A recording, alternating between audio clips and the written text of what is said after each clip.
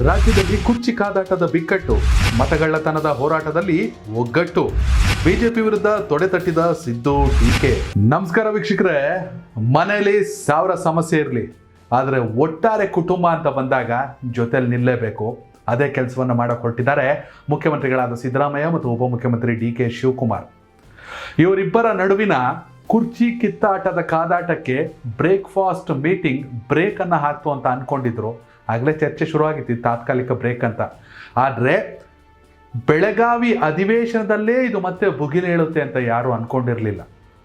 ಯತೀಂದ್ರ ಯಾಕೆ ಮಾತಾಡ್ತಾರೋ, ಡಿ.ಕೆ. ಶಿವಕುಮಾರ್ ಪರವಾಗಿ ಒಂದಷ್ಟು ಜನ ಶಾಸಕರುಗಳು ಯಾಕೆ ಮಾತಾಡ್ತಿದ್ದಾರೋ, ಇದರಿಂದ ಒಂದಂತೂ ಸ್ಪಷ್ಟ ಆಗುತ್ತೆ, ಎದುರಾಳಿಗಳಿಗೆ ನೀವಾಗಿಯೇ ಆಹಾರ ಆಗ್ತಾ ಇದ್ದೀರಾ. ಸಮಸ್ಯೆ ಇದೆ ಅನ್ನೋದು ಎಲ್ಲರಿಗೂ ಗೊತ್ತಿರೋ ವಿಚಾರ. ಇದೆಲ್ಲದರ ನಡುವೆ ಆಳಂದದಲ್ಲಿ, ಬೀದರ್ ಜಿಲ್ಲೆಯ ಆಳಂದ ವಿಧಾನಸಭಾ ಕ್ಷೇತ್ರದಲ್ಲಿ ಮತಗಳ್ಳತನದ ಆರೋಪದ ಬಗ್ಗೆ ಹೋರಾಟ ನಡೆದಿತ್ತು. ಶಾಸಕರಾದಂಥ ಬಿ.ಆರ್. ಪಾಟೀಲ್ ಆರೋಪಗಳನ್ನ ಮಾಡಿದ್ರು. ಇದೀಗ SIT ತನಿಖಾ ವರದಿ, ಚಾರ್ಜ್ ಶೀಟ್ ಸಲ್ಲಿಕೆ ಆಗಿದೆ. SIT ವಿಶೇಷ ತನಿಖಾ ತಂಡ ಸುಭಾಷ್ ಗುತ್ತೇದಾರ್, ಬಿಜೆಪಿ ನಾಯಕ, ಮಾಜಿ ಶಾಸಕ ಮತ್ತು ಅವರ ಮಗ ಹರ್ಷಾನಂದ ವೋಟ್ ಚೋರಿ ಮಾಡೋಕೆ ಹೊರಟಿದ್ರು ಅಂತ ವರದಿಯನ್ನು ನೀಡಿದೆ. ಅಲ್ಲಿಗೆ ಬಿಜೆಪಿಯಿಂದ ಮತಗಳ್ಳತನ ಕೇವಲ ಕರ್ನಾಟಕದ ಕ್ಷೇತ್ರಗಳಷ್ಟೇ ಅಲ್ಲ, ಇಡೀ ದೇಶದಲ್ಲಿ ಸಾಕಷ್ಟು ಕಡೆ ಆಗಿದೆ ಅನ್ನೋದು ಪ್ರೂವ್ ಆಗುತ್ತೆ. ತಡವಾಗಿ ಬೆಳಕಿಗೆ ಬರುತ್ತೆ, ಸುಮ್ಮನೆ ಆರೋಪ ಮಾಡೋಕ್ಕಾಗಲ್ಲ. ಇದೆಲ್ಲದರ ವಿರುದ್ಧವಾಗಿ ಮತ್ತೊಮ್ಮೆ ರಾಹುಲ್ ಗಾಂಧಿ ನಾಯಕತ್ವದಲ್ಲಿ ದೆಹಲಿಯ ರಾಮ್ಲೀಲಾ ಮೈದಾನದಲ್ಲಿ ಬಿಜೆಪಿಯ ವೋಟ್ ಚೋರಿ ವಿರುದ್ಧ ಅತಿ ದೊಡ್ಡ ಅಭಿಯಾನ ನಡೆಯುತ್ತೆ. ಇಡೀ ದೇಶಾದ್ಯಂತ ಇರುವಂತಹ ಕಾಂಗ್ರೆಸ್ನ ನಾಯಕರುಗಳು ಸಾಗರೋಪಾದಿಯಲ್ಲಿ ಪ್ರೊಟೆಸ್ಟ್ನಲ್ಲಿ ಭಾಗವಹಿಸ್ತಾ ಇದ್ದಾರೆ. ಸುಮ್ಮನೆ ಬಿಹಾರ ರಿಸಲ್ಟ್ಗೂ ಮಗದೊಂದು ವೋಟ್ ಚೋರಿ ಆಯಿತು, ಇವೆಲ್ಲ ಮಾಡಿದ್ದೆ ಬಿಜೆಪಿ, ಕಾಂಗ್ರೆಸ್ ಸುಮ್ಮನೆ ಆರೋಪ ಮಾಡುತ್ತೆ, ಸಾಕಷ್ಟು ಚರ್ಚೆಗಳು ನಡೀತು. ಲೋಕಸಭೆಯಲ್ಲಿ ಅಮಿತ್ ಶಾ ಕೂಡ ಮಾತಾಡಿದ್ರು, EVM ಬಂದಿದ್ದೆ ರಾಜೀವ್ ಗಾಂಧಿ ಕಾಲದಲ್ಲಿ, ಹಂಗನ್ಬಿಟ್ಟು ಇವಾಗ ಅವರೇ ವಿರೋಧಿಸ್ತಾವ್ರೆ ಅಂತ. ರಾಜೀವ್ ಗಾಂಧಿ ಕಾಲದಲ್ಲಿ EVM ಬಂತು ಅನ್ನೋ ಕಾರಣಕ್ಕೆ ಬಿಜೆಪಿ ಕಾಲದಲ್ಲಿ, ಮೋದಿ ಕಾಲದಲ್ಲಿ ಅಕ್ರಮ ಆಗಬಾರ್ದು ಅಂತ ಏನು ಇಲ್ವಲ್ಲ.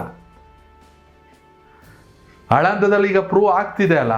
ಇದೇ ಕಾರಣಕ್ಕೆ ಕರ್ನಾಟಕದಿಂದ ಕೂಡ ಸುಮಾರು 15,000ಕ್ಕೂ ಅಧಿಕ ಕಾಂಗ್ರೆಸ್ನ ಕಾರ್ಯಕರ್ತರು, ನಾಯಕರುಗಳು, ಸಚಿವರುಗಳು, ಮುಖ್ಯಮಂತ್ರಿ ಮತ್ತು ಉಪಮುಖ್ಯಮಂತ್ರಿಗಳು ದೆಹಲಿಗೆ ಹೊರಟಿದ್ದಾರೆ.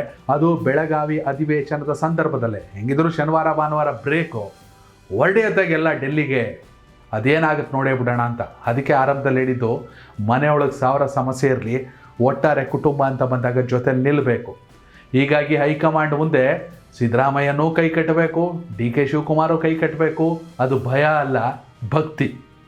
ಇಲ್ಲಿ ಕುರ್ಚಿ ಕಾದಾಟದ ಬಿಕ್ಕಟ್ಟಿದ್ರು, ಹೈಕಮಾಂಡ್ ಮುಂದೆ ಕೈ ಕಟ್ಟಿ ಇಬ್ಬರು ಒಗ್ಗಟ್ಟನ್ನು ಪ್ರದರ್ಶಿಸಿ ಇದೀಗ ದೆಹಲಿಯಲ್ಲಿ ಅತಿ ದೊಡ್ಡ ಹೋರಾಟಕ್ಕೆ ಮುಂದಾಗ್ತಿದ್ದಾರೆ. ನಮ್ಮಿಬ್ರು ಮಧ್ಯೆ ಡಿಫ್ರೆನ್ಸ್ 1000 ಇರಲಿ, ಆದರೆ ಒಟ್ಟಾರೆ ಕಾಂಗ್ರೆಸ್ ಅಂತ ಬಂದಾಗ ಇಬ್ಬರು ಕೂಡ ಅವ್ರ ಜೊತೆಗೆ ನಿಲ್ತೀವಿ ಅಂತ.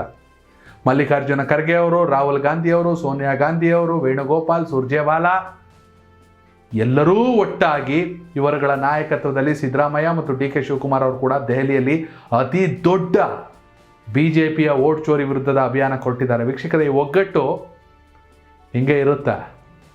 ಈ ಒಗ್ಗಟ್ಟು ಒಬ್ಬಟ್ಟಾಗುತ್ತಾ ಡಿ.ಕೆ. ಶಿವಕುಮಾರ್ ಬಾಲಿಗೆ? ಇಲ್ಲ, ಈ ಒಗ್ಗಟ್ಟು ಮತ್ತಷ್ಟು ಬಿಕ್ಕಟ್ಟನ್ನು ತಂದಿಡುತ್ತಾ? ನಿಮ್ಮ ಅಭಿಪ್ರಾಯನ ಕಾಮೆಂಟ್ ಮಾಡಿ. ಧನ್ಯವಾದಗಳು. ಕನೆಕ್ಟ್ ಕರ್ನಾಟಕ, ಇದು ನಿಮ್ಮ ನೆಟ್ವರ್ಕ್.